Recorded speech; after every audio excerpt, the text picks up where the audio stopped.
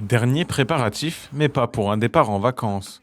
À bord de leur camping-car, Cindy et Gary vont au contact des gens dans le besoin pour leur apporter du réconfort. Là, c'est le café, les pâtes, enfin on a tout un assortiment de denrées alimentaires.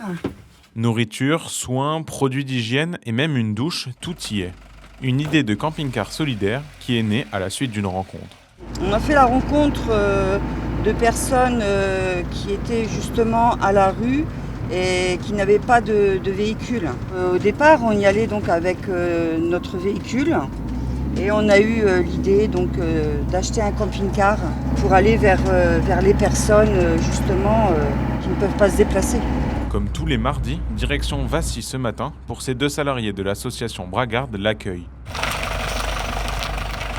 Le camping-car à peine garé, les habitués sont déjà là.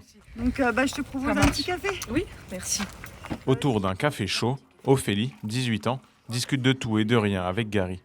Elle qui est à la rue depuis plusieurs semaines, vient les voir tous les mardis. Un moment important pour garder le moral.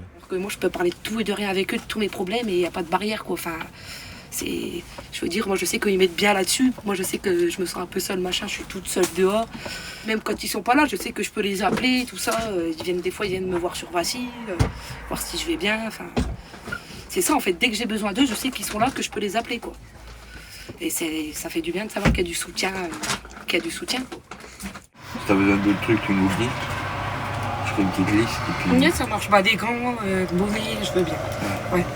Eux, ils viennent puis ils nous disent ce qu'ils ont besoin. Vous avez vu, l'Ophélie, elle n'a pas de bonnet, elle n'a pas de gants.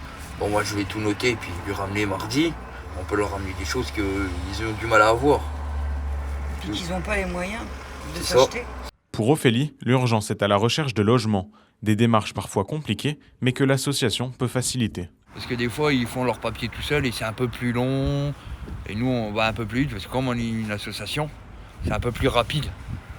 Pour ça, pour elle, l'appartement, nous, est un peu plus rapide parce qu'on travaille avec des gens qui travaillent aux HLM, qu'eux, ils peuvent booster un peu plus le dossier. Ça peut être un peu plus rapide. Ça va? Ça va. Vous voulez boire votre petit café? Ouais, je veux bien. Fifi, un autre habitué, arrive quelques minutes plus tard. Lui qui a connu la vie dans la rue est aujourd'hui logé, mais reste isolé socialement. Alors, il a fait le déplacement pour partager une cigarette et un café. Il y a des gens qui sont sans logement, ça leur fait un café chaud, etc. C'est vraiment un privilège quand on est à la rue. Après, il y a des gens qui vivent seuls, et je pense qu'ils n'ont pas de grandes personnes qui s'intéressent à eux, avec qui dialoguer. Donc ils passent ici, etc. Ça leur fait un moment de convivialité. Et c'est primordial d'avoir des choses comme ça, parce que c'est peut-être, aux yeux de certains, une goutte d'eau dans l'océan. Mais s'il y a plein de petites actions comme ça fait beaucoup.